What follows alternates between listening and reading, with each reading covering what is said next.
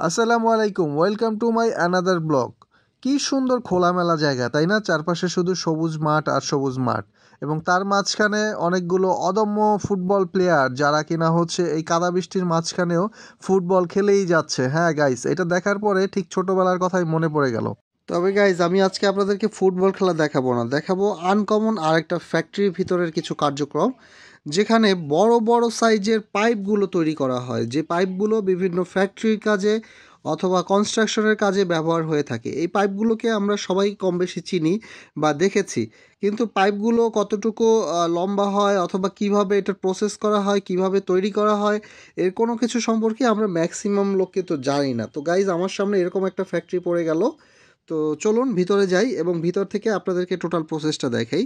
ভিতরে যখন আমি ঢুকতে নিলাম, তো ওখানে আসলে বিষয়টা এরকম যে অনেক বেশি এই যে র ম্যাটেরিয়ালটা আছে সেটা অনেকটা ধুলার মতো আর কি, ওইটা উড়াউড়ি করতেছিল।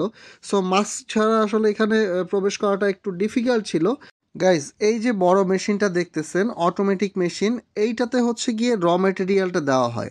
মানে প্লাস্টিকের যে আইটেমগুলো আছে ওইগুলো ছোট কেমন বল বলের মতো গোল গোল হয়ে থাকে, এবং ওইটাকে এই মেশিনের ভিতর যখন দেওয়া হয় তখন টোটাল জিনিসটা একদম ছাতুর মতো, মানে ধুলার মতো হয়ে যায়, একদম গুঁড়া গুঁড়া হয়ে যায়। এবং সেই যে গুঁড়া আইটেমটা থাকে, র মেটেরিয়ালটা, সেইটাকে হচ্ছে আবার এইখানটাতে প্রসেস করা হয়, এবং এটাকে পুরোপুরি পিউরিফাই করার পরে তারপর হচ্ছে সামনের দিকে ওই পাশে যে পার্টটা আছে আপনারা দেখতে পাচ্ছেন যে আসলে পুরোটাই একটা লম্বা ফ্যাক্টরি, এবং বেশিরভাগ ফ্যাক্টরিগুলো কিন্তু সেমি পাকা হয়।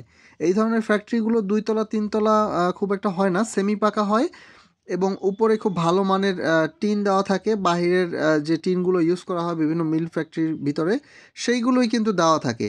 আর হচ্ছে গিয়ে পুরো লম্বা একটা ফ্যাক্টরি, সেই ফ্যাক্টরির একপাশে এই যে কাঁচামাল দেওয়া হচ্ছে, যেটা আপনাদেরকে একটু আগেই দেখানো হয়েছিল।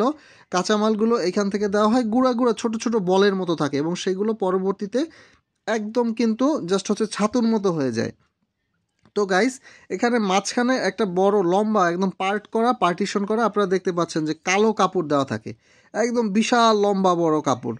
এই কাপড়ের এই পাশে হচ্ছে র মেটেরিয়াল তৈরি করা হয়, আর এই যে অপর পাশটা আমি এখন আপনাদেরকে দেখাচ্ছি।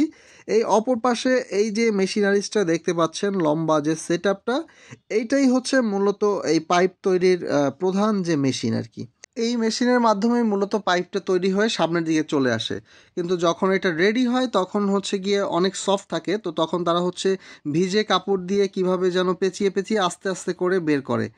এরপর সেই পাইপগুলোকে মাপ মতো কাটিং করা হয়, এবং আমরা কিছু কিছু পাইপে যেটা দেখতে পারি গাইস, যে পাইপের ভিতরে কিন্তু লোহার পাইপে যেমন প্যাচমুড়ি সিস্টেম থাকে, ওই রকম এখানেও খাপ খাপ করা থাকে। তো সেটার জন্য আলাদা এই যে মেশিনটা দেখতেছেন আপনারা, এই মেশিন থেকে ওইরকম খাপ খাপ করা হয়, মানে একটা পাইপের সাথে আরেক একটা পাইপ যেভাবে পেঁচিয়ে লাগানো হয় সেই প্যাচটাই কিন্তু এখানে এই মেশিনের মাধ্যমে কেটে কেটে করা হচ্ছে গাইস।